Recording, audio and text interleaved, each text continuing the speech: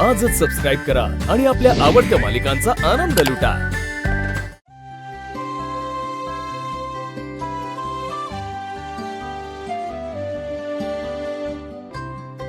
हे शब्द माझ्या शिवामुळे झाले आणि माझ्या लेकामुळे। शिवानीचे उपकार मी आयुष्यभर विसरू शकणार नाहीये। अरे बास झाले उपकार वगैरे, असं काही कोणी उपकार वगैरे करत नाही आणि हे माझं कर्तव्य आहे आई। पण मला खात्री होती शिवा आणि आशू हे घर परत मिळवतीलच। पण या सगळ्याचं क्रेडिट आशूला जातं। म्हणजे आजी ही आयडिया आशूची होती, सगळं त्याने केलं। मी आणि आपल्या गँगने फक्त त्याला सपोर्ट दिला। तरी पण कसं मिळवलं ते सांग की, म्हणजे एवढं समजा कसं केलं तुम्ही? आजी हे झालंय ना, हे महत्वाचं नाही, तरी पण कसं मिळवलं ते सांगा की। काही नाही का आजी, ते तुझी खोटी सही घेतली होती त्याने आणि मग ती सगळी डॉक्युमेंट्सही फेक होती। सो तिथे आपण फसलो, बाकी काही नाही। काय मोठदा बशिवला मेल्याचा तो? सैतानाला सुद्धा लाज वाटेल ह्याच्या वागण्याची। नाही पण आता आपल्याला त्यांच्यापासून काही त्रास नाही ना? काही नाही, आता आपल्याला कसली टेन्शन नाही आणि कसली काळजी करायची गरज नाही।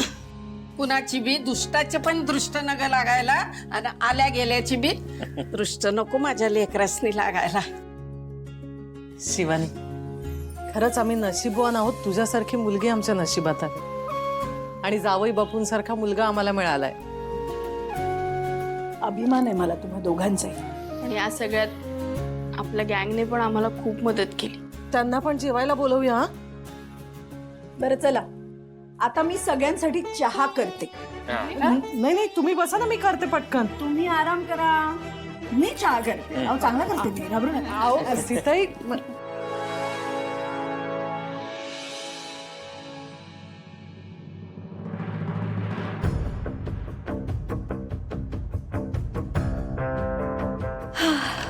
वाव, घर किती छान आणि शांत वाटतं ना। म्हणजे कुणाची गडबड नाही, कुणाची कटकट नाही, घर कसं प्रसन्न वाटतंय। काय ग, असं का बघतेस माझ्याकडे? काही चुकीचं बोलते का मी? म्हणजे तूच विचार कर ना, घरातली नेगेटिव्हिटी बघ ना, अशी चुटकी सरशी घराच्या बाहेर गेली। तर एवढे दिवस सगळ्यांना किती त्रास होत होता ना। पण काकू मानला तुला का मी काय केलंय? काय केलंस? अगं खूप काय केलंस तू। तू जो निर्णय घेतलास ना, तो उत्तम निर्णय घेतलास। कीर्ती, हे बघ, मला जे बरोबर वाटलं ते मी केलं। मी त्यांच्यासाठी खूप काही केलं आणि जे केलं ते अगदी मनापासून केलं होतं, पण तरीही त्यांनी माझ्यावर खोटा आरोप घेतलाच आणि म्हणून मी हा निर्णय घेतलाय।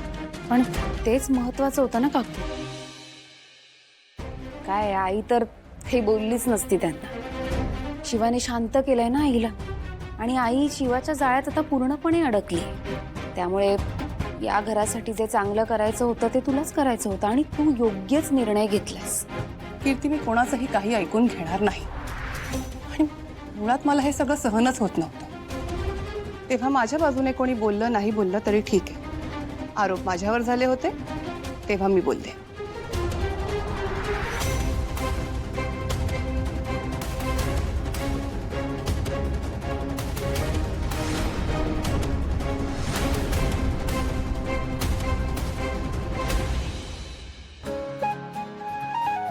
आज आपली माणसं घरात आहेत असं या घरालाही वाटत असेल नाही?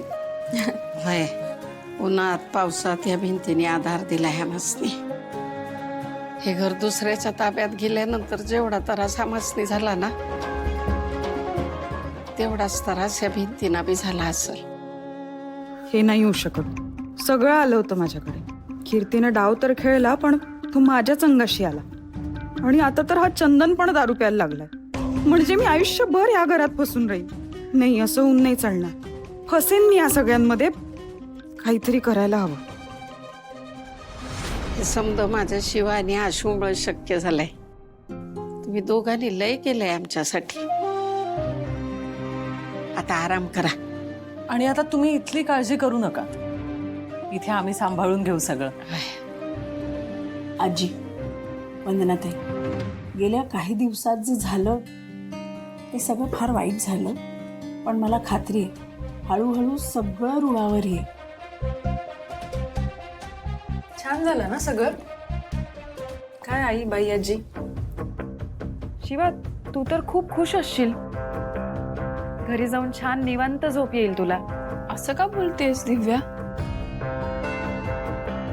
काय विसरलात ना तुम्ही सगळे? माझ्यावर जो घात झालाय ते. घर मिळवलं आणि खुश झालात सगळे. माझ्या बाळाचं काय? ते पण मिळवून देणार आहात का परत? देणार आहात मला माझं बाळ परत? हे बघ दिव्या, थांब बाजी, मला शिवाकडून उत्तर हवंय. कसलं उत्तर हवंय तुला? ह्या काय हट्टीपणा आहे दिव्या? आई, त्या घराने माझं बाळ घेतलं. माझ्या आयुष्यातला इतका मोठा आनंद घेतला. आता चंदन दारू प्यायला लागलाय. मला नुसता अंधार दिसतोय. मला काहीच सुधरत नाहीये. आणि शिवा, तुझ्या बहिणीची ही अवस्था असताना तू परत त्याच घरात जाऊन राहणार आहेस? अगं काय बोलतेस? जरा विचार करून तरी बोल. त्यात शिवाचा काय दोष आहे? सगळ्याचा विचार करूनच बोलतीये बाई आजी. माझ्यासाठी तर काहीच उरलं नाहीये ना. दिव्या, अगं होतील गोष्टी नीट. तू एवढ्या टोकाचं का बोलतीयस? आशू, टोकाचं बोलतेय कारण हेच खरं आहे. हे बघ दिव्या, आम्हाला सगळ्यांना तुझी काळजी आहे, पण यात शिवाचा काय दोष आहे? हे बघा सीताई, त्या घरात मी सगळ्यांनाच दोषी धरत नाही. माझ्यासोबत जो अपघात झालाय, जो मला त्रास झालाय, तो मला विसरता येत नाहीये ना. मग अशा वेळी मी माझ्या बहिणीकडे एवढं तर मागूच शकते. हे बघ म्हणजे दिव्या, आई, दिव्या तू जरा गप्प बसशील का? नाही आई, थांब. मला अडवू नकोस. शिवा, तुला आज निवडावं लागेल. तुला कुठल्या घरी राहायचंय? अशा वेळी तुला तुझ्या बहिणीसोबत उभं राहायचंय का तुझ्या सासरी, तुझ्या संसारात आनंदात राहायचंय? अगं काय बोलते दिव्या, जर तू ते घर चूज केलंस तर आजपासून मी तुझ्यासाठी मेले समज.